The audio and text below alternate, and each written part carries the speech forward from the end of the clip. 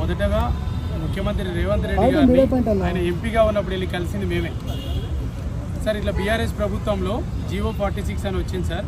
District wide చేస్తున్నారు ఈ పోస్టులు. CD1 CD2 contiguous cadre 1 contiguous cadre 2 అని చెప్పి మాతో ఫిలప్ చేయించుకొని ఇది డిస్ట్రిక్ట్ వైజ్ కట్ ఆఫ్ తీస్తున్నారు సార్. మీరు సీఎం గారికి కేసీఆర్ గారికి లెటర్ పెట్టండి సార్ అని చెప్పేసి వెళ్ళి మేము మన ఎంపీగా ఉన్న రేవంత్ రెడ్డి గారిని, అప్పుడు ఎంపీగా ఉన్న రేవంత్ రెడ్డి గారిని, ఇప్పుడు ముఖ్యమంత్రిగా ఉన్న రేవంత్ రెడ్డి గారిని వెళ్ళి మేము కలవడం జరిగిన తర్వాత సార్ పెడదామన్నారు. అది అయిపోయింది.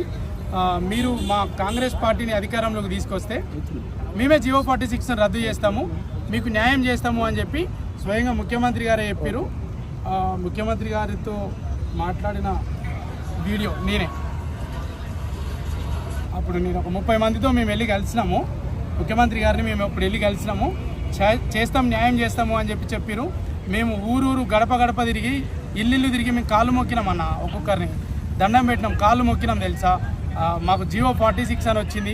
ఈసారి కాంగ్రెస్ ప్రభుత్వం అధికారంలోకి వస్తే మా జీవో 46 అని రద్దు చేసి మెరిట్ ఉన్న మాకు న్యాయం చేస్తా అని చెప్తున్నారు.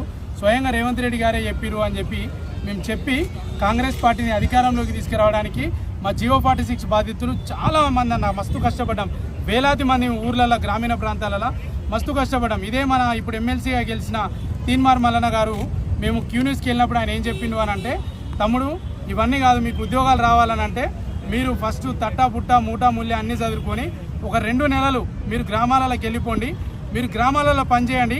కాంగ్రెస్ పార్టీ అధికారంలోకి వచ్చిన తర్వాత జీవో 46ని మేము రద్దు చేపిస్తాం, నేను ప్రశ్నిస్తా తమ్ముడు, ప్రశ్నించే గొంతుకగా నేను నేను ప్రశ్నిస్తా అని చెప్పి మల్లన్న గారు కూడా చెప్పడం జరిగింది. మేము వెళ్ళిపోయినాం అన్న, హాస్టల్ ఖాళీ చేసి మేము వెళ్ళిపోయి మేము గ్రామీణ ప్రాంతాలలో మేము పనిచేసినాం. మా ఊర్లో, మా మండలాల్లో, మేము ప్రతి ఏరియాలలో మేము పనిచేసినాం. పార్టీ గురించి, కాంగ్రెస్ పార్టీ అధికారం తీసుకురావడానికి మేము పనిచేసినాం.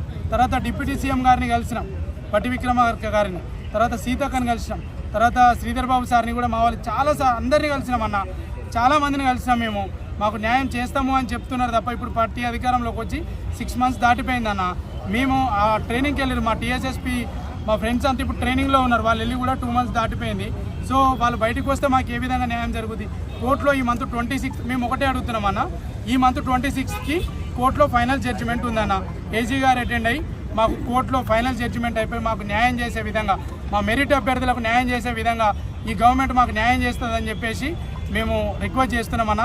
మా తరఫున రాకేష్ రెడ్డి అన్న ప్రశ్నించే గొంతుకగా మా పక్కన నిలబడ్డందుకు అన్నకు కూడా ధన్యవాదాలు తెలియజేస్తున్నామన్న. దండం పెడతాం సార్. మేము మాకెవరు ఇది కాదు సార్, మాకు అందరూ ఒకటే, మీ గురించి మేము కష్టపడ్డాం, మీ పార్టీ గురించి. సో ఇప్పుడు మిమ్మల్ని కూడా మేము దండం పెట్టి అడుగుతున్నాం, మాకు న్యాయం చేయండి. జీవో 46 అభ్యర్థులకు మాకు న్యాయం చేసి మమ్మల్ని ట్రైనింగ్ పంపించవలసిందిగా కోరుతున్నాం సార్. Thank you. జై తెలంగాణ.